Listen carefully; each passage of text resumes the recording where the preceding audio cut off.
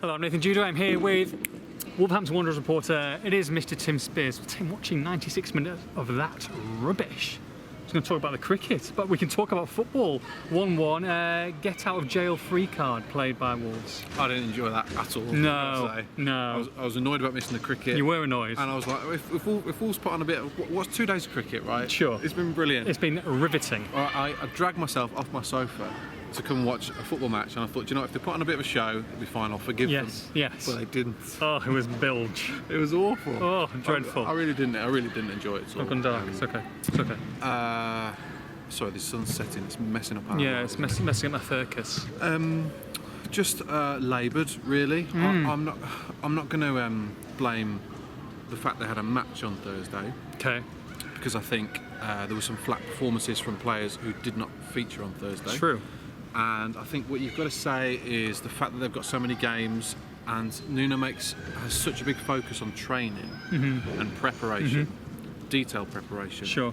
And that's taken away from him because he only gets, 1 day to focus on Burnley rather than a whole week. Of course. And I think that's having an impact maybe. And the travel, and I think it's more the mental aspect of having games rather than the physical aspect of having all these games. Okay. And also the chopping and changing. Last season we saw so much success because he played the same team every week, really, from February to May. It was pretty much the same team every week, and they were so successful doing that. Now he's chopping and changing because he has to. Well, because he feels he has to. Squad rotation, 4-5 changes a game. Yeah. So now there's disruption in that as well. I think all those things are combining to a couple of. There's no alarm bells here. No. We're looking at the first half against Man United. Yeah. And most of the game here, where they just didn't look themselves.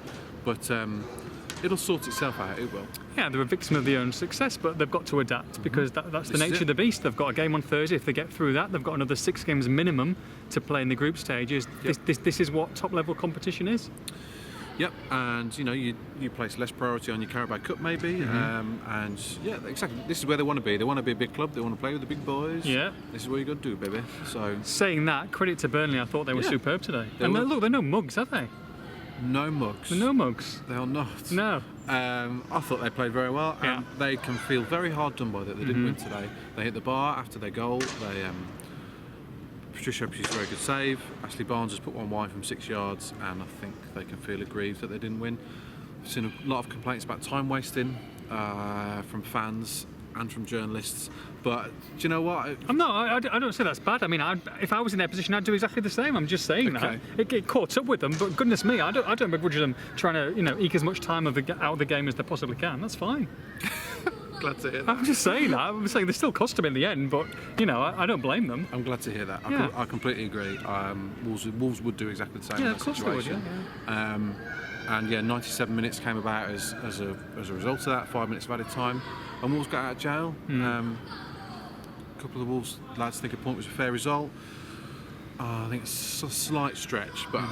They huffed and puffed, and there was plenty of effort, plenty of endeavour. They were trying. There was no lack of effort, but what there was a lack of was imagination, creativity, and Nick Pope didn't have a save to make really, and Jimenez hit the post just before the penalty. Well, Neves dribble, and it was a dribble. Yeah, so keepers had nothing to do. Complete opposite of last year, where they had 30 shots against Burnley, and three cleared off the line. Yeah, but it's going to be a different season. It's going to be a different season. And definite penalty for you. I know VA had a look at it, but 100% penalty. I haven't seen it because our TVs weren't working today. Very true. And it looked one on first glance, and VAR's had a look at it, then can't really add much more than that, really. No. Team-wise, Morgan Gibbs-White got a go today.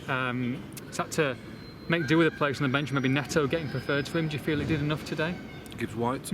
I don't think he did enough to keep his place for the next game. Not that they'll be keeping the same 11 for the next game anyway.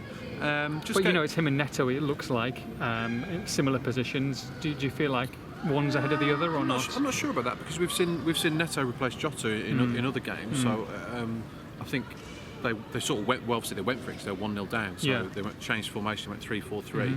I wouldn't count him as a direct competition to Gibbs-White personally. Just from what we've seen so far, he's been playing up front alongside Cutrone in that Europa League game and coming off the bench almost in tandem with Cutrone as well. But it was a great opportunity for him to play in probably his preferred position in behind that front two. Yeah, I feel sorry for him that he didn't have much help around him. However, he gave the ball away on too many occasions, as they all did, as Jota did, as Doherty did, as Bennett did.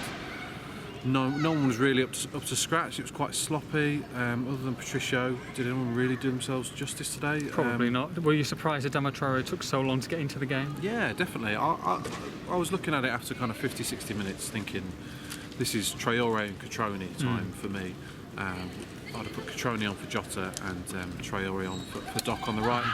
Just spoke to Doc, and he's not himself. I mean, he missed the start of pre-season, so he's been playing catch up.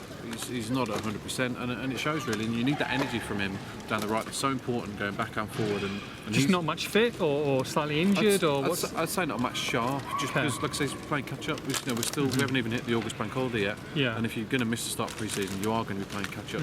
So we'd probably be looking at after the international break for him to really be on a level with everyone else. Hopefully. Nuno's given him as many minutes as he can. Traoré's been a more than able backup and has certainly kind of outshone him in an attacking sense. Yeah. And he's been a revelation. And for me, he should have been on the field earlier. Because Burnley were happy to sit back at this point. They were double and treble marking him, and just trying to foul him at every opportunity. Yeah. So he didn't really get an opportunity to show exactly what he can do in 18 minutes. But still undefeated this season, 3 draws out of 3, and they go to Everton, who are fragile at the moment. You saw them, poor against Aston Villa on Friday night. Of course, they've got the game on Thursday before that, but they'll be looking to try and get 3 points at Everton and repeat what they did last season. I think, given all the circumstances, given the fact they've had 5 Europa League games, lots of travel, I think 3 points and an unbeaten start is a good return actually. Yeah. And they've played Man United, they've played Leicester away in that time, and Burnley at home, who, as you said earlier, are no mugs. You're not going to win every home game. Wolves struggled against this top position last year. That is a slight concern to me that the same has happened again today. But overall, given all the circumstances, I think it's a good start. And I tell you what, if they win at Everton, it's a great start. Absolutely. So let's see if they can do that. They've still got business to deal with on Thursday night. Slightly closer than they would have hoped for with that late Vinagre penalty, giving it away. But 3-2 coming back here with 3 away goals. It's a great position, but they'll still need to be on it. What they cannot do at all costs is sit back, A, be complacent, which I don't think they will be, and B, kind of sit back and allow Torino to attack them. I think they're going to be on the front foot. If they get a goal, it's tie over for me, I think. And I'd be surprised if Torino scored 3 without reply, if Wolves managed to get 1. So I want to see them on the front foot. I want to see Traoré start. I want to see potentially Vinagre start as well, and get at them. You say you don't want Torino attacking, but isn't that when they're best counter-attacking the Wolves?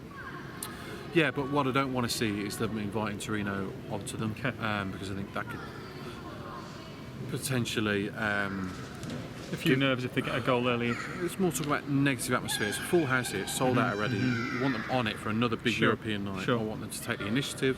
I don't want them to hand it to Torino at all, because they are capable of scoring goals, as we saw the other night. Belotti is a fantastic player around the box. They are capable of punching balls, so it's up to them to keep the onus on, get the first goal, and they'll be fine. I mean, we're speculating team-wise, but Vallejo obviously played over there. Do you expect him to come in maybe for Ryan Bennett, a Dendoncker or a Sace type to come into central midfield? I mean, Moutinho's played his heart. I mean, I think he was substituted after 55 minutes or so today, so maybe he would need a rest. It's tough to say. It's hard to predict these days, isn't it? I think he made 4 changes on Thursday. He's made 5 today. No Sace in the squad today. But he's on 2 bookings now. Okay. So do you play him on Thursday? Well, you want to get through at all costs. It's knockout football, but it's hard to predict. I'd like to see Cutrone start personally. I was sort of surprised he didn't start in midweek. I know Jimenez has scored in both games. Jota really looks slightly leggy to me. I'd like to see Cutrone start. That'd be the one for me, and Traoré. 10 o'clock on Sky Sports 1, Wolves highlights. 10 o'clock on Sky Sports 2, Ashes highlights. What are you tuning in on? See you later. See you later. Wolves 1, Burnley 1. For all the post-match reaction, make sure you log on to expressandStar.com.